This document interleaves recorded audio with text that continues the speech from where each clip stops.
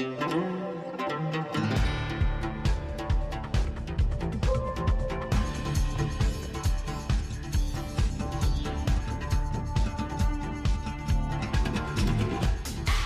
and welcome to InFocus. This is Jabbar Al-Ubaidi coming to you from Bridgewater Cable TV in Massachusetts. And today we will land on another really interesting communal kind of service, but also interesting in terms of people getting together from Bridgewater Town, East Bridgewater, West Bridgewater, and other surrounding towns. And it's very interesting. Probably some of you are already familiar with this, but the name of this new venue, I'll call it social, really cultural venue that our colleagues decided to bring it to our attention. It's called Town River Landing. Nice. So you have town, you have a river, and you have the landing, and also there is a nickname, if I allow myself to say, the launch. So with me in the studio, my friend Alessandra. He's a producer. And for me, I know him longer than just to work at the BTV. He's one of our wonderful veterans. He served his country in different countries, and I know he served in Iraq. So my friend Al, thank you so much. Thank you for having me. Appreciate you. It is an honor to have you. It's good to be here. And thank you. And also, I really would like to connect between, you make the connection between, you were a soldier, you are a veteran, and you were in a foreign land, if I may say so. And then what's the connection between this kind of social, cultural, venue and your experience when you were serving your country, all of us? Okay, so I think let me unpack that for a second. Yeah, of course. If I go back to that time frame, I was a Marine. I will always be a Marine, obviously, but my time frame was early 2000. I joined in 2000, right before 9/11, and then it's kind of one of those situations where I was there at the beginning stages of what we refer to now as the global war on terror. Yes. And when you're in that environment, you build a certain level of camaraderie with the people that you serve with. You live with them. You're there every day. You wake up at work with them. You're out on the weekends with them. Everything you do, your training, everything, you're together. When you start to transition out of that social connection sort of drifts, and everybody ends up scattering off to their different corners of the country, and you don't see each other anymore. So you lose that connection. When I think about what I decided to try to accomplish here in Bridgewater with Town River Landing and establishing the Fire for Effect Foundation nonprofit, I think I was kind of searching for a way to bring that sort of connection back. Interesting. I might be reaching a little bit, but I think in my subconscious, I sort of wanted that connection again and wanted to find a way to give that connection to others that may be kind of missing that. So I think that's how that kind of came about. And this is really interesting because you put it in a very relational way, that social connectivity. You were, with the units, it's one body, really, one body, because you're facing the same whatever dangerous things that are happening, or will happen, or would have happened, and then the friendship, and also the sharing responsibility. And now, when you land on this landing river, first of all, the very loading verb of landing is really important. I mean, landing, this is very, to me, is an open invitation. You're welcome to land with us. and then you bring something very essential to our life, water, river. And so I think people, they should pay attention to that, landing river, town river, right? Or, yeah, I mean, we're on the town river. Yes, the town river. So so the concept is coming from that social connectivity. How much of people do you think they will get benefit from this in terms of social and other activities? Yeah, I mean, I think from a very basic level, in the beginning, my intention was to create the nonprofit, which is we support veterans and first responders. Yes. The initial intention was to create a sort of basic connection again. That sort of morphed into, okay, how do we expand that connection? How do we bring it to a greater level, in that it's not just about us trying to reconnect with each other, but it's also about us reconnecting with the community, the community reconnecting with itself. The families. Exactly, bringing everybody sort of together.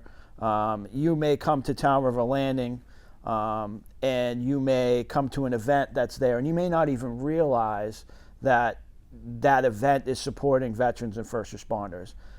In the end, I think it morphed into a situation where my intention became to find a way to address all of the different things that I was hearing from the public about, what are we lacking in the town? What are the types of things we want to see? What's important to people? Natural resources, the river, conservation, having things to do.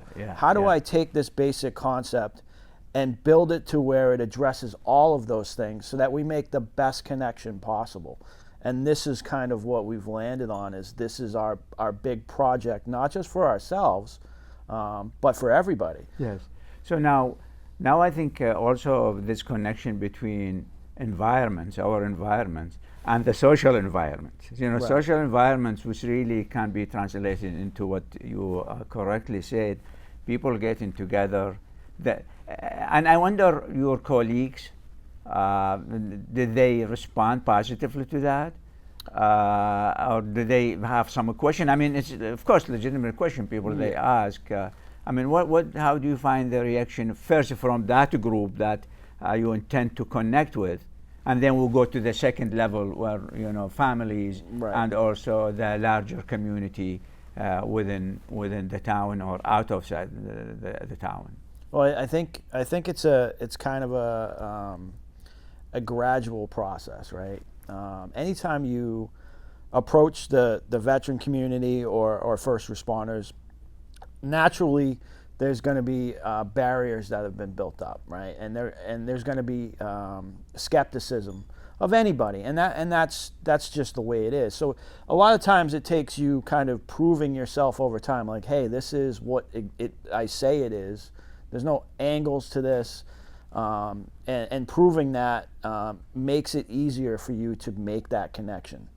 And I think over the course of the last 3 years since we started working on this project, we've made progress in the way that we are connecting with people. And we're showing them that, hey, this isn't just about us, it's about all of us. Okay. And I think that has gone a long way in kind of bringing people together. And even now, I think more so than ever, over 3 years into this, people are starting to identify what we're doing here with positivity, and bringing people together and making connections. And as a result of that, we are now able to start putting together programs in the town of Bridgewater that will be unveiled as of next year, that start to address mental health in the first responder and veteran community, and utilizing a lot of the natural resources that Bridgewater has to offer that people are unaware of. So it's a process that's ongoing, and I'm hoping that the more things that we do, the more people come on board and understand that they can benefit from this stuff. Yeah, I would like you to. That's really interesting. I want you to talk about your comments about barriers. I mean, I understand people sometimes, they are not very sure about why this is happening, or you call the skepticism. What are other barriers? Is it the psyche? It is the social, heavy probably involvement with the other things that deny the people the opportunity to, a little bit Right. punch out of themselves and go out. Right. I mean, I'm not a psychologist, so I can't speak to anything with any kind of certainty. I do have a computer science degree from Bridgewater State University. Yes, that's true. Which I'm very proud of. But if I had to really think about that and give my opinion of it, I would say that if you look at society as a whole, Yes. you're always going to have, say, 10% that are very outgoing, that don't really have an issue being out there and communicating and kind of being that spark that lights the fire to make things happen, right? I would say there's 10% of people who are just naturally inclined to that. For the other percent, the other 90% of people, it's harder for them to be as outgoing, to be as social, to be as willing to put themselves out there. And I think what we saw was an excuse to not do that, a reason to go back into the house and not socialize and not be outgoing. And it's easy for that 90% to take that as an opportunity to be more comfortable not doing that. So I think what we're seeing is I want to say our attempt to kind of undo that. Yes. And that takes time, and it's a process, because people get comfortable being guarded and not socializing. They'd rather have a conversation computer screen to computer screen. And I think now we're seeing an uptick in that kind of going away and being in the past where it belongs. Yes. More social interaction, more wanting to have that connection. Yeah. And I think that is very important, because as we've seen, the more that we are apt to back ourselves into, a corner and not communicate, the more it sort of degrades the quality of community. It degrades the overall function of the town. It kind of just makes everything dull and flat. boring. Yeah. And there's no excitement. And when you start to inject more things that get people excited, you start to see people with smiles on their faces, and you start to see positive things happening. I always say positive things lead to more positive things. So I think that's really what we're trying to do here. So now, Al, let's speak to the families, to the people out there that watching this program. What are the programs? What do they expect when they come, and how they come about this event or this program? How they become participative in this? Right. Well, I think it's important to kind of think about, like, you have certain nonprofits that go about saying things a certain way, I would say in a traditional sense.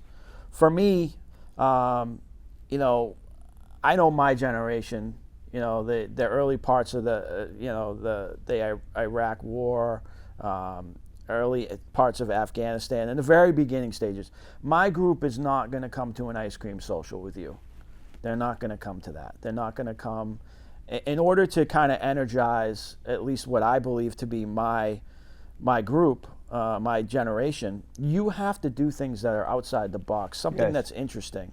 So for us, I think we approach that as well as we approach the public with an idea that the more different types of things that we can bring to the table, the more opportunity we have to include everybody.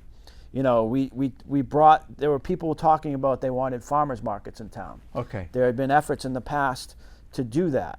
And for whatever reason, they didn't work out, or it fell off, and people kind of decided they were going to stop doing it. It was never I remember consistent. that before. Yeah. Now we decided, no, we're going to attack this, but we're not going to let up. We're going to keep it consistent. We're going to grow it and grow it and grow it. Consistency. And that's the key. Yeah. So we started with that, but then we started offering other things. We started communicating with other nonprofits and youth organizations in town to open up the opportunity for them to come and us to host them, for them to do fundraisers. Beautiful.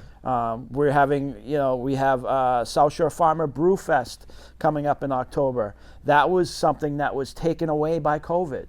That was taken away by COVID. It was something that, people really enjoyed, of course, 21 plus, right? Yeah. But it was something that, it was a good, strong community event that was taken away, and we brought it back. So it'll be back again in October for the 6th time.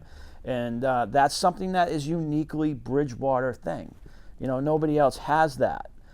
So we're trying to continue to do that. And I think if we keep trying to be innovative with our approach to how we do things, we're going to be more successful. And to be involved, you simply get in touch with us and say, I would like to be involved. How can I help? And we will bring everybody on. It's not just about veterans. You really have the vision. You really said it well. So, be creative.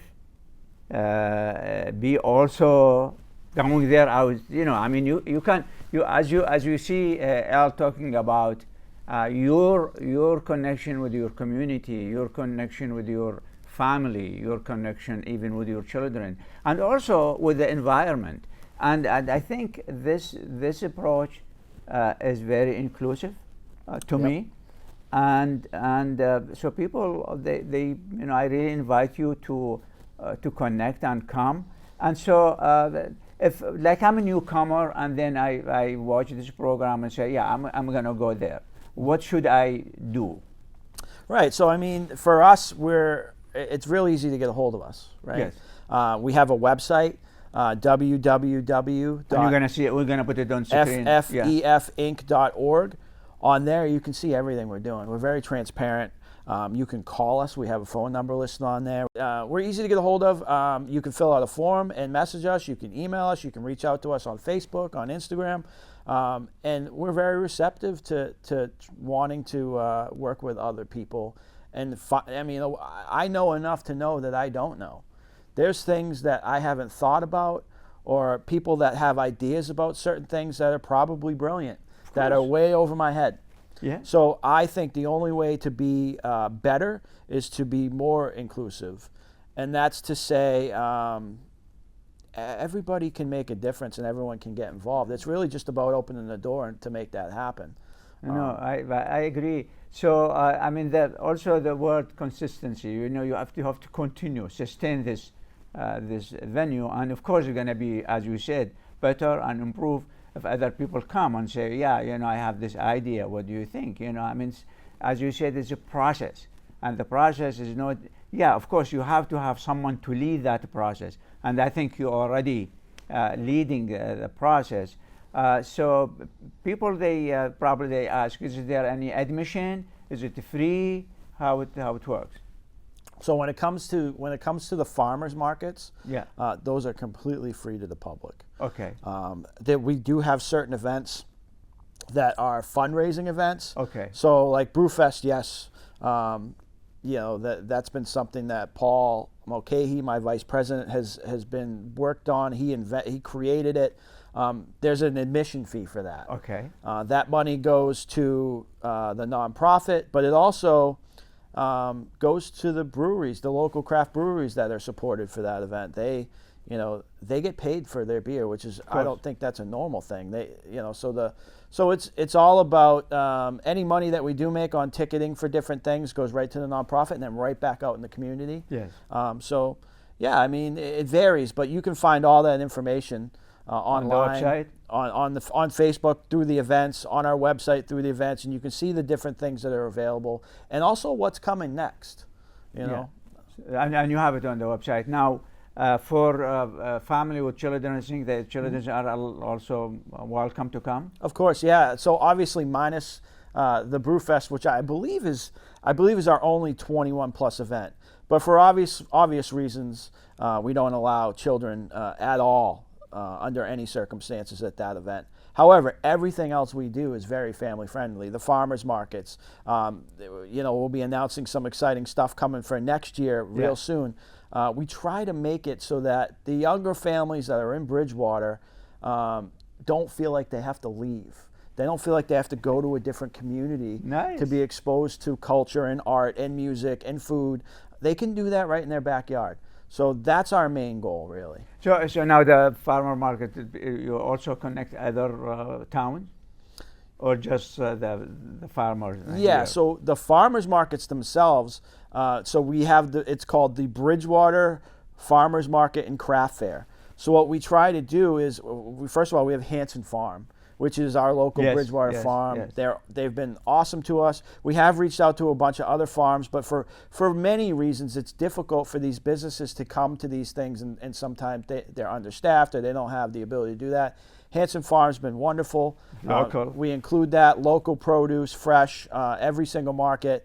But then we include businesses as well. So crafters and businesses and other nonprofits to expose them to the public. So the public has that. Again, it's about the connection, right?